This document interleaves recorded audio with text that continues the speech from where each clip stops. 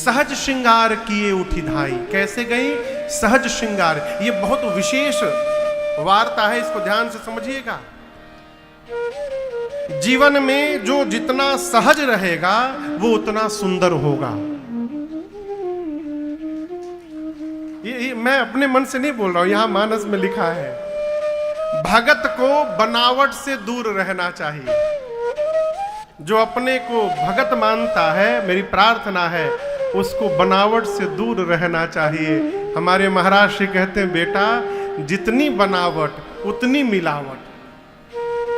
आप समझिएगा, बिना मिलाए बनेगा नहीं। जितनी बनावट उतनी मिलावट, और जहां जितनी मिलावट उतनी गिरावट। इसलिए यदि भक्त है तो बनावट से बचिए। जैसे है उसको स्वीकार करके और उसी रूप में प्रस्तुत होने का स्वभाव बने। ये जीवन की सहजा अवस्था है। बहुत श्रृंगार नहीं करना चाहिए। इतना भी न सज लिया जाए कि अपना मूल स्वरूप ही समाप्त हो जाए। विनोद की बात कहूं, कोई कह रहा था कि महाराज एक जगह पति पत्नी गए किसी उत्सव में, वहां बारिश आ गई, तूफान बारिश, सारे लोग भीग गए। पति अपनी पत्नी को ढूंढने लगा, सबसे पूछ रहा है, आपने मेरी पत्नी को देखा? आपने मेरी पत्नी को देखा? एक बहन जी से जाकर पूछे, बहन जी आपने मेरी पत्नी को देखा? वो बोली, मैं ही हूं। क्यों? इतना मेकअप करके गई थी बहन जी कि पानी आया, हवा वही, सब निकल गया मेकअप। इतना भी न सज लिया जाए कि अपना वास्तविक स्वरूप ही समाप्त हो जाए। जीवन में सहज रहने का स्वभाव बने। मां पार्वती ने मां जानकी को आशीर्वाद दिया तो छंद की पहली पंक्ति, मनुजाहि राचेऊ मिली ही सोबर। कौन? सहज सुंदर सांवरो। मां भवानी ने कहा, हे किशोरी जी, आपके मन में जो रचे हैं वही मिलेंगे। कौन? सहज सुंदर सांवरो। जो सहज ही सुंदर है, जो सहज है इसलिए सुंदर है, जो सांवले हैं वो आपको प्राप्त होंगे। यहां अवध की माताएं वृंद वृंद समूह में चली। कैसे चली? सहज श्रृंगार किए उठी धाई। कहीं कहीं तो 1 बजे ट्रेन है तो घर में बताना पड़ता है 11 बजे है। विनोद भैया बहुत जोर से सिर हिला रहे हैं। यदि आपने 1 बजे का ट्रेन 1 बजे घर में बता दिया, फिर पकड़ भय आप छूट जाएगी। कहो, माताएं सहज श्रृंगार करके गईं। कैसे गईं? कनक कलश मंगल भरी थारा। हाथ में स्वर्ण कलश लेके, थाल में मंगल वस्तुओं को लेकर के, गावत पैठहि भूप गुहारा। गीत गाते हुए महाराज के घर गई। पहली बात तो समझिए, जीवन में कुछ ऐसे स्थान हैं जहां खाली हाथ नहीं जाना चाहिए। क्या बोले? कुछ समझ में आया? कहां कहां खाली हाथ नहीं जाना चाहिए महाराज? बेटी के घर, बिटिया के घर, बहन के घर खाली हाथ नहीं जाना चाहिए।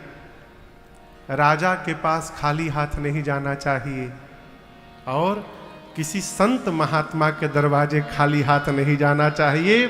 सामर्थ्य के अनुसार कुछ ना कुछ लेकर जाना चाहिए, ये मर्यादा कहती है। कहो, सुदामा जी के पास तो कुछ भी नहीं था, हो कुछ नहीं था सरकार, है? भोजन भी नहीं था। मैया का नाम सुशीला था। हाँ, सुशीला। मैया ने कहा कि आपके तो सखा हैं, राजा हैं। राजा यदि थोड़ा भी देगा ना तो तो हम लोग के लिए बहुत हो जाएगा। तो 10 दरवाजे मांगने से अच्छा है कि एक दरवाजे ही मांग लिया जाए। तो पहले तो सुदामा जी बहुत रुष्ट हो गए, कहे कि मेरे सखा हैं, कितनी भी विपत्ति आ जाए सखा के सामने हाथ नहीं फैलाना चाहिए, मैं कैसे मांगने जाऊं। फिर मां सुशीला ने परिवार के बच्चों की गरीबी का ऐसा चित्रण किया, सुदामा जी जाने को तैयार हो गए। तब उन्होंने कहा सखा भी है तो क्या हुआ, राजा है, तुम कह रही हो राजा बांध करके जाइए देंगे, तो राजा के पास खाली हाथ नहीं जाया जाता है, कुछ मांग करके लाओ तो ले करके जाऊं। तो मैया सुशील आ गई, बगल के घर से तंदुल मांग के लाई ना, चावल, हाँ चावल था, वही था सरकार, थोड़ा सा पोटली में बांध करके लाई। सुदामा जी लेकर भगवान के पास गए, अपनी जो शक्ति सामर्थ्य है लेकर के जाना चाहिए। माताएं अवध की स्वर्ण कलश को लेकर के, थाल में मंगल वस्तुओं को लेकर के गीत गाते हुए, गावत पैठहि भूप द्वारा। और एक बात निवेदन करूं आपसे, यहां बाबा कहते हैं कैसे गई, गावत पैठहि भूप द्वारा। जनक दशरथ जी के दरवाजे माताएं अवध की गई तो कैसे गई, मंगल गीत बधाई गाते गई। ये प्रसंग कहता है किसी के घर के उत्सव में जाना चाहिए तो प्रसन्न मन से जाना चाहिए। यदि चेहरा उतार करके बैठना है तो ना जाइए, अपने घर में बैठिए। किसी घर में उत्सव है और वहां जाकर आप रोने जैसा बासी मुंह बना के बैठ जाइए तो अगला आपको देखकर डिस्टर्ब हो जाएगा, वो अपना उत्सव भूल जाएगा। यहाँ माताएं गई, मंगल गीत गाते पहुंची हैं, आरती उतारते हैं रघुनाथ जी की।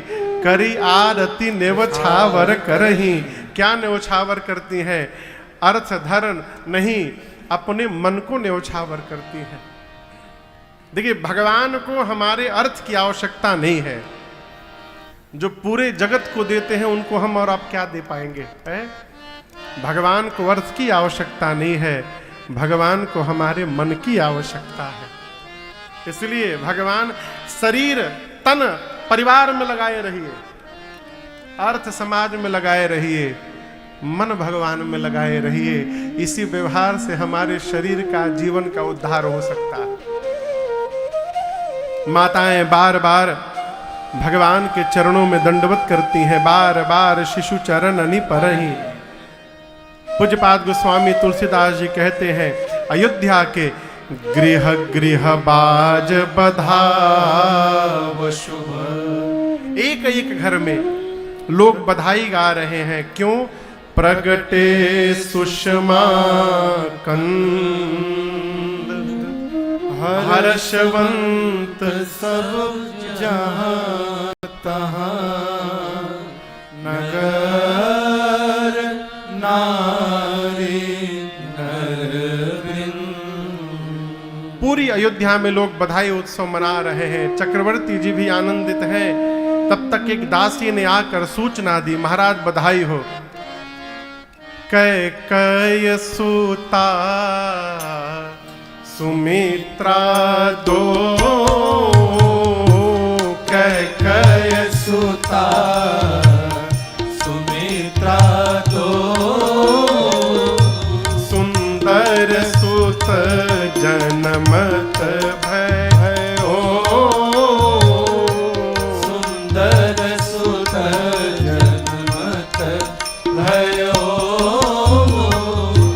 वह सुख संपत्ति समय समाजा, वह सुख संपत्ति समय समाजा, कहीं न सके शारद अहिराजा, कहीं न सके शारद अहिराजा, कहीं न सके शारद अहिराजा। दासी ने आकर सूचना दी, महाराज बधाई हो। कैकेयी जी ने एक और सुमित्रा जी ने क्रमशः 2 पुत्रों को जन्म दे दिया। अब आप कल्पना करिए, जो महाराज जीवन के चौथे पन में एक संतान के लिए रो रहे थे, ऐसी गुरु कृपा की वर्षा भई कि बुढ़ापे में एक नहीं, महाराज के घर में 4-4 पुत्रों ने जन्म ले लिया। अवध का आनंद 4 गुना बढ़ गया। पहले जो उत्सव चल रहा था केवल राम जी के जन्म का था। उस उत्सव के मध्य में ही 3 भैया आए और गोस्वामी जी कहते, चारों भाइयों के आ जाने के बाद अवध का वह सुख संपत्ति समय समाजा कही न सके सारद अहि राजा। गोस्वामी जी कहते हैं कि भगवान भाइयों के साथ आए और आने के बाद जो अवध में अवधवासियों को सुख प्राप्त हुआ, अवधवासियों को नहीं पूरे ब्रह्मांड को जो सुख प्राप्त हुआ, जो धन मिला अवधवासियों को, कौन सा धन मिला? परम धन मिला। वही धन मिला जो मीराबाई को मिला है। पायो जी मैंने राम रतन धन पायो, परम धन। वो धन अवधवासियों को मिला। जो समय दिखाई पड़ा, चैत्र मास शुक्ल पक्ष पंचमी नवमी तिथि दिन मंगलवार का जो समय दिखाई पड़ा और जिस समाज का दर्शन प्राप्त हुआ, गोस्वामी तुलसीदास जी कहते हैं, इन सब का वर्णन शेष और सरस्वती भी करने में सक्षम नहीं है। आपको बताऊं, आप लोग तीर्थ में जाते हैं ना, कितने तीर्थ में आप लोग गए हैं? काशी गए हैं, प्रयाग गए होंगे, हरिद्वार गए होंगे, महाकाल गए होंगे, सारे तीर्थ हैं, गए होंगे ना। एक ऐसा उपाय हम आपको बता रहे हैं जहां एक बार यात्रा करने से केवल भारत नहीं, धरती के सारे तीर्थ की यात्रा पूरी हो जाएगी। एक यात्रा करने से केवल। वो कैसी यात्रा है महाराज? गोस्वामी तुलसीदास जी कहते हैं कि जेहि दिन राम जन्म श्रुति गावहीं। वेद भगवान राम जी के जन्म की जो तिथि बताते हैं, कौन सी तिथि, कौन सा महीना है? बोलिए, जोर से बोलिए। चैत्र मास। कौन सा पक्ष है? शुक्ल पक्ष। कौन सा पक्ष है? हर महीने में 2 पक्ष होते हैं 15-15 दिन के। पहले कृष्ण पक्ष, उसके बाद शुक्ल पक्ष। तो कौन सा पक्ष चैत्र मास का? शुक्ल पक्ष। तिथि कौन सी? नवमी। चैत्र मास के शुक्ल पक्ष के नवमी तिथि के दिन अयोध्या में गोस्वामी तुलसीदास जी कहते हैं, तीरथ सकल तहाँ चली आवहीं।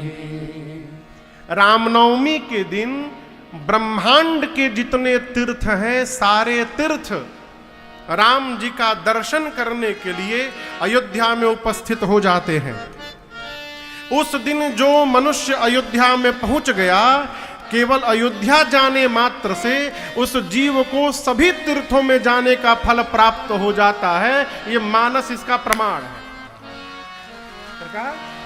क्योंकि सारे तीर्थ वहीं रहते हैं। और मेरा अपना ऐसा मानना है, मेरा अपना व्यक्तिगत मत है, किसी को न भावे तो क्षमा करिएगा, हम लोग बहुत बड़भागी हैं। क्यों महाराज?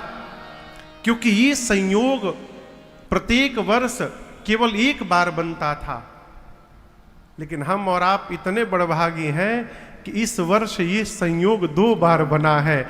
सबसे पहला संयोग बना 22 जनवरी को, जिस दिन हमारे रामलला सरकार मंदिर में विराजमान हुए। ये पूर्ण विश्वास है कि उस दिन भी धरती के सारे तीर्थ अयोध्या में दर्शन करने आए होंगे।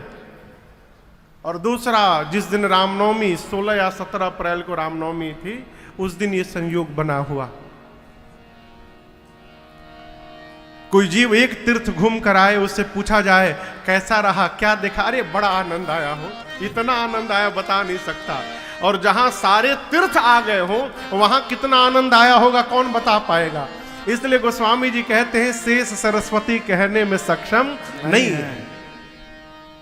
और एक बात आपसे निवेदन करूं, भगवान यदि भेटा जाए, भगवान यदि दिखा जाए, दिखाई पड़ जाए, तो हम बताने लायक नहीं रह जाएंगे। भगवान यदि मिल जाए तो फिर हम बताने लायक नहीं रहेंगे। अब बुरा ना मानिएगा, आई एम सो सॉरी, जो घूम घूम के बता रहा है कि हम भगवान को देखे हैं, उसने कुछ देखा ओखा नहीं है। क्यों? देखने के बाद बताने का काम समाप्त हो जाए। भगवान शंकर कहते हैं, कहाँ है चौपाई?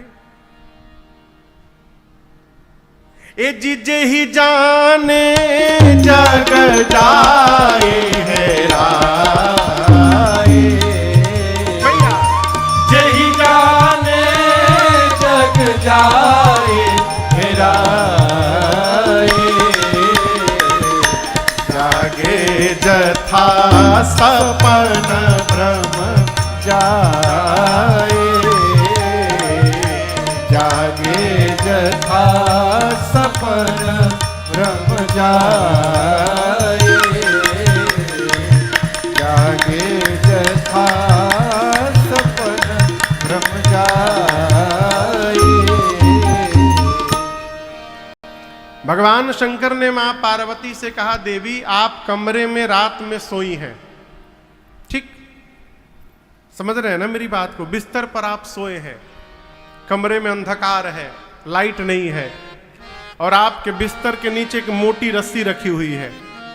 आप रात्रि में अंधकार में नीचे उतरे, अब पांव रस्सी के ऊपर चला गया, क्या लगेगा? सांप लगेगा ना। लेकिन वो सांप है क्या? क्या है?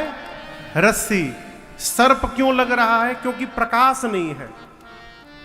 प्रकाश के अभाव में वो झूठा रस्सी ही सर्प जान पड़ता है। और यदि उसी समय प्रकाश आ जाए तो उस रस्सी में से सर्प की भ्रांति समाप्त हो जाएगी, वो सर्प हेरा जाएगा। उसी प्रकार देवी, भगवान शंकर बोले, देवी मेरे राम जी वो प्रकाश है जिनको जाने बिना ये झूठा जगत ही सत्य दिखाई पड़ता है, ये झूठा संसार ही सत्य जान पड़ता है। और जो राम जी को जान लिया, जिसको राम जी का प्रकाश प्राप्त हो गया, उसके आंखों के सामने से ये जगत हिरा जाएगा, समाप्त हो जाएगा। तो मेरा प्रश्न है कि भगवान को देख लेने के बाद, जान लेने के बाद जब जगत हिरा जाएगा तो हम बताएंगे किससे? भाई बताने के लिए कोई चाहिए ना। जब जगत ही समाप्त हो जाएगा तो आप बताइएगा किसको? इसलिए भगवान दिखाई पड़ जाए फिर जीव बताने लायक नहीं रहता, वो पागल हो जाता है। क्या हो जाता है? सही में पागल हो जाता है। घरवा वाले उसको पागले घोषित कर देते हैं। और घर वाले जब पागल घोषित करने लगे ना, तो उदास नहीं होना है, प्रसन्न होना है। ये जीवन का सौभाग्य है। पागल कौन?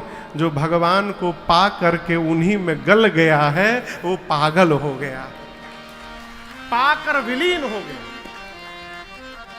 हमारे पिताजी के एक मित्र थे, उनका नाम था साधु सिंह।